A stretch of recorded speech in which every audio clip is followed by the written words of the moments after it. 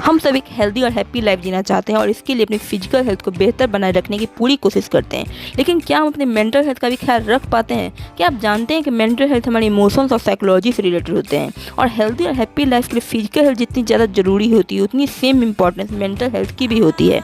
ऐसे में mental health को बेहतर बनाए रखने के बहुत सारे आसान तरीके हैं, जैसे पॉजिटिव एटीट्यूड बनाए रखना, पर्याप्त नींद लेना, फीलिंग को शेयर करना और फिजिकल एक्टिविटीज़ में इन्वॉल्व रहना।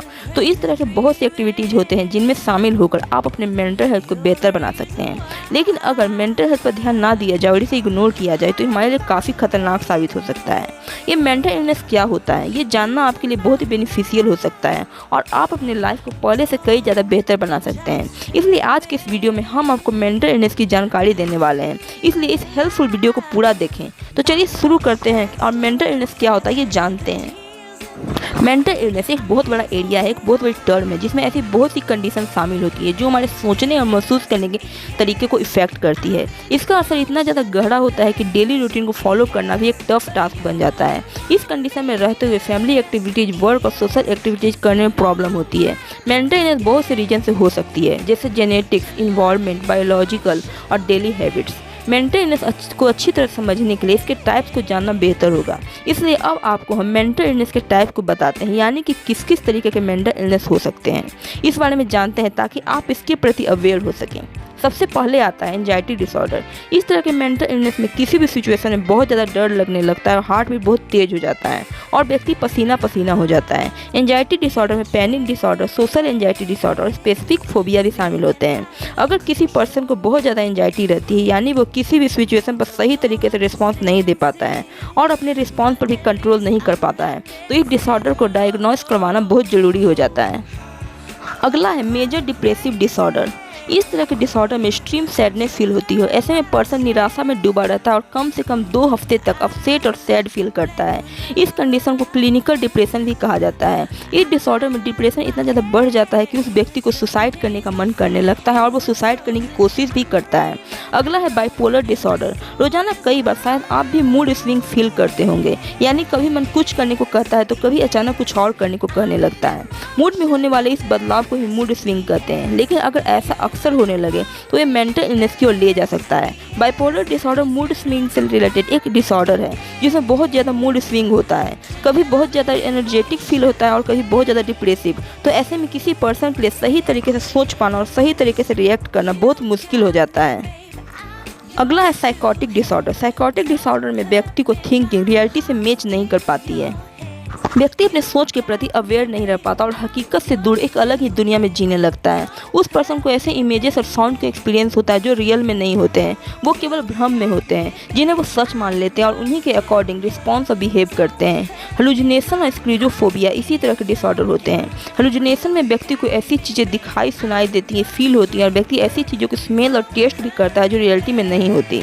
स्किज़ोफ्रेनिया डिसऑर्डर में व्यक्ति रियलिटी से अलग दुनिया को एक्सपीरियंस करने लगता है। ऐसे सिचुएशन में उस व्यक्ति का बिहेवियर डिसऑर्गेनाइज्ड हो जाता है और अपने डेली एक्टिविटीज़ में प्रॉपर पार्टिसिपेशन देने में उसे प्रॉब्लम होने लगती है। अगला आता है ईटिंग डिसऑर्डर। मेंटल इलनेस का एक टाइप ईटिंग डिसऑर्डर भी होता है जिसमें वेट और फूड को लेकर एक्सट्रीम इमोशन, एटीट्यूड और बिहेवियर शामिल होते हैं। एनोरेक्सिया नर्वोसा, बुलिमिया नर्वोसा और वेट ईटिंग इसके एग्जाम्पल हैं। एनोरेक्सिया नर्वोसा में पर्सन अपने वेट को लेकर, अपने वजन को लेकर बहुत ज़्यादा ऑब्सेस हो जाता है। उसे ओवरवेट होने का डर सताने लगता है, इसलिए वो नॉर्मल से कम वेट बनाए रखने के लिए भूखा रहने लगता है या बहुत ज़्यादा एक्सरसाइज करके अपना वेट कम करने लगता है। बुलिमिया नर्वोसा डिसऑर्डर में पर्सन अपने वेट को लेकर बहुत ज़्यादा टेंशन में रहने लगता है और ओवर ईटिंग करता है। फिर ओवरवेट से बचने के लिए ज़बरदस्ती वोमिटिंग का सहारा लेता है। कई बार वो थोड़ा खाकर भी वोमिटिंग में निकालने की कोशिश करता है। ये बहुत ही डेंजर साबित हो सकता है। आगे वेज ईटिंग की बात करें तो इसमें व्यक्ति बहुत सारा खाना एक साथ खा लेता है और उसे फील होता है कि ओवर ईटिंग को रोकना उसके कंट्रोल में नहीं रह गया है। इसके आगे बढ़ते हैं और बात करते हैं अगले डिसऑर्डर की, इम्प्लुएंस कंट्रोल एंड एडिक्शन डिसऑर्डर। इस तरह के डिसऑर्डर में लोग अपने ऐसे डिजायर्स को रजिस्ट नहीं कर पाते हैं जो उनके लिए और दूसरों के लिए हार्मफुल हो सकता है। पायरोमेनिया, क्लेप्टोमेनिया ऐसे ही डिसऑर्डर है। पायरोमेनिया में होने पर व्यक्ति चीज़ों को आग लगाने लगता है। किसी भी चीज़ को आग लगाने से पहले वो बहुत ही बेचैनी फील करता है और आग लगा देने के बाद उसे बहुत ही रिलैक्स फील होता है। और वहीं क्लेप्टोमेनिया में चीज़ें चोरी करने की डिजायर होती है। भले उस व्यक्ति को उन चीज़ों की ज़रूरत ना महसूस हो, ना ही वे चीज़ें मांगी हो। इसके अलावा गैम्बलिंग करते रहने का डिसऑर्डर भी impulse control and addiction disorder में शामिल है। एक डिसऑर्डर है जिसमें व्यक्ति गैम्बलिंग करने से खुद को रोक नहीं पाता। अगला है पर्सनैलिटी डिसऑर्डर। इस तरह के डिसऑर्डर में उस पर्सन को पर्सनैलिटी में ऐसे पर्सन को स्कूल वर्क और सोशल रिलेशनशिप में बहुत सारे प्रॉब्लम फील होते हैं। Anti social personality disorder, obsessive compulsive personality disorder और पैरानॉइड पर्सनैलिटी डिसऑर्डर इसी तरह के डिसऑर्डर होते हैं। एंटी सोशल पर्सनैलिटी डिसऑर्डर में व्यक्ति झूठ बोलने लगता है, रूल्स को तोड़ता है, लोगों से बुरा बर्ताव करने लगता है, खुद की और दूसरों की सेफ्टी की परवाह नहीं कर पाता। ऑब्सेसिव कंपल्सिव पर्सनैलिटी डिसऑर्डर में व्यक्ति एक्सट्रीम परफेक्शन चाहने लगता है। ऐसे डिसऑर्डर में उस व्यक्ति को हर जगह सफाई और हर काम में सिस्टमैटिक ऑर्डर में चाहिए होता है।